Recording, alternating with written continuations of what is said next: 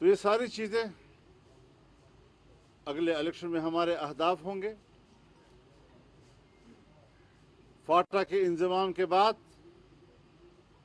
بظاہر انضمام کا تجربہ ناکام نظر آ رہا ہے. جو وعدے وعید فاٹا کے عوام کے ساتھ ہوئے تھے 10% بھی اس پر عمل نہیں ہو رہا ہے. اور وہاں کا عام آدمی اب پریشان ہے کہ ہم فاٹا ہیں یا ہم صوبہ خیبر پختونخوا کا حصہ ہیں. 7 سال پورے ہونے کو ہیں. نہ ان کے ساتھ وعدہ کیے گئے سالانہ 100 ارب روپے ان کو دیے جا رہے ہیں. میرے خیال میں اب بھی 100 ارب ابھی تک ہم ان کو نہیں دے سکے ہیں، جبکہ ہر سال ہم نے دینے تھے ان کو. نہ وہاں پر عدالتیں بیٹھ سکتی ہیں، نہ وہاں پر لینڈ ریکارڈ تیار کیا جا سکا ہے، نہ وہاں کی زمینوں کے تقسیم کا کوئی نظام موجود ہے. ڈپٹی کمشنر جاتا ہے تو حیران پریشان، کوئی پولیس آفیسر جاتا ہے تو وہ حیران و پریشان. کسی طریقے سے بھی وہاں پر لوگوں کو بہتری مہیا کرنے کے لیے کوئی پیش رفت نظر نہیں آ رہی. یہ ہمارے اہداف میں ہوگا کہ ہم ان کی بہتری کے لیے اقدامات کر سکیں. اور ایک بار پھر میں یہ کہنا چاہوں گا کہ فاٹا کے عوام کو حق دیا جائے کہ وہ اپنے سیاسی مستقبل کا فیصلہ خود کریں.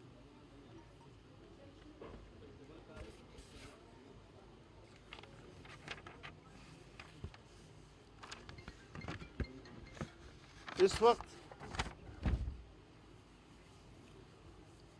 اسرائیل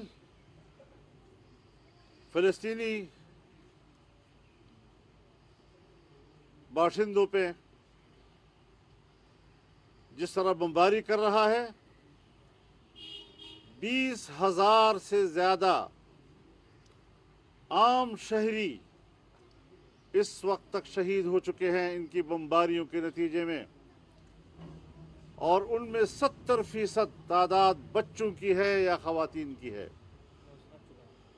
یہ جنگ مجرم ہے اور دنیا کو جنگی جرم کا نوٹس لینا چاہیے. امریکہ کس طرح انسانی حقوق کی بات کرتا ہے، یورپ کس طرح انسانی حقوق کی بات کرتا ہے، جبکہ دوسری طرف وہ ایک جنگی جرم کو سپورٹ کر رہا ہے، بچوں اور خواتین کے قتل کو سپورٹ کر رہا ہے. یہ بذات خود ایک جنگی جرم ہے. عالمی عدالت انصاف اس کا نوٹس لے، انسانی حقوق کی تنظیمیں اس کا نوٹس لیں. اسرائیل کا یہ خیال تھا کہ ہم اتنے بڑے پیمانے پر جب تباہی مچائیں گے، غزہ پر ہم بمباریاں کریں گے، ان کے نقصانات ہوں گے، اس سے فلسطین کی جو دفاعی تحریک ہے اور جو 7 اکتوبر کو سامنے آئی ہے وہ مرعوب ہو جائے گی، وہ دم توڑ دے گی. لیکن ایسا نہیں ہوا. فلسطینی مردانہ وار لڑ رہے ہیں اور اسرائیل کی فوج، ان کے دفاعی قوت اور اس کا تکبر ان مجاہدین نے زمین بوس کر دیا ہے، خاک میں ملا دیا ہے. اور اب اسرائیل اب اپنے وجود کی جنگ لڑے گا کہ میں اپنی بقا کی جنگ کیسے لڑوں. یہاں پر وہ آ گیا ہے. اب اس کی بقا کا کوئی امکانات بظاہر نہیں نظر آ رہے. فلسطینی آزادی کی جنگ لڑ رہے ہیں اور معاہدہ دالفور ایک ناجائز معاہدہ تھا. قائد اعظم نے اس کو ناجائز بچہ کہا. پاکستان کی قرارداد میں فلسطینیوں کے شانہ بشانہ کھڑے ہونے کا حصہ شامل کیا گیا. یہ تمام ہماری تاریخ ہے. اس کے باوجود یہاں پر اسرائیل کو تسلیم کرنے کے لیے ایک باقاعدہ حکومت جمائی گئی، ایک اقتدار بنایا گیا تاکہ اسرائیل کو تسلیم کرایا جا سکے پاکستان سے. लेकिन अल्हम्दुलिल्लाह यहाँ पाकिस्तान की सरजमीन पर जमीयत उलमा इस्लाम रुकावट रही।